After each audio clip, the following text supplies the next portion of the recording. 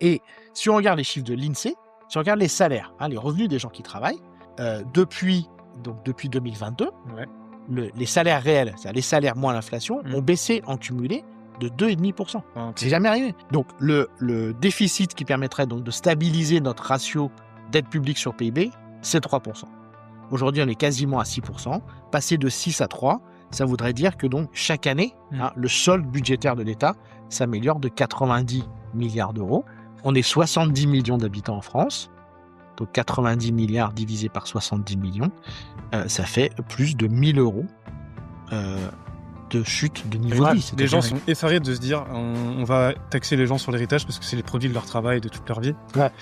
Mais il y a quand même un consensus des économistes qui disent c'est pas possible, là on devient une société de rentiers, c'est-à-dire que je crois que le chiffre c'est 2/3 du patrimoine d'une personne, c'est du patrimoine qui est hérité. Ouais.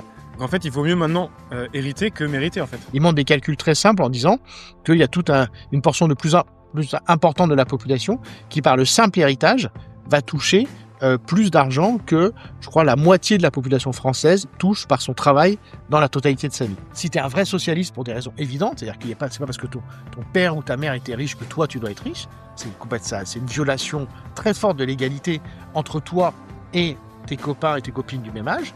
Et encore une fois, si t'es un vrai libéral, c'est la même chose. On veut que toi, Antoine Thiraud, on sait que tu vas devenir millionnaire, effectivement, mais que ce soit par ton travail, par ton mérite, par ton talent, et pas parce que papa et maman t'ont légué une immense maison au Touquet, par exemple. Et en fait, il a cette phrase où il nous dit la sécurité sociale, c'est ce qui nous rend libres. Et je pense qu'on fait une erreur, mais gigantesque à gauche, en critiquant les libéraux, les néolibéraux. On critique des gens qui sont les défenseurs de la liberté. T'es sûr de perdre politiquement. Ah oui, c'est sûr. Donc ce qu'il faudrait, et le grand récit, voilà, c'est là que les écologistes ont totalement raison, mais ils ont raison depuis les années 70, c'est ça le problème, c'est que ça fait un demi-siècle qu'ils ont raison, c'est qu'effectivement, le grand récit, surtout un pays comme la France, qui a autant d'atouts naturels, où on a une telle qualité de vie, c'est d'arrêter la recherche de la croissance, c'est de vivre bien et se diminuer les coûts des gens. Un argument aussi des Français qui disent en fait on paye beaucoup d'impôts pour des services publics qui ne marchent plus en fait. Ouais. Et j'ai du mal à leur dire je sais pas quoi leur répondre en fait, ils ont raison.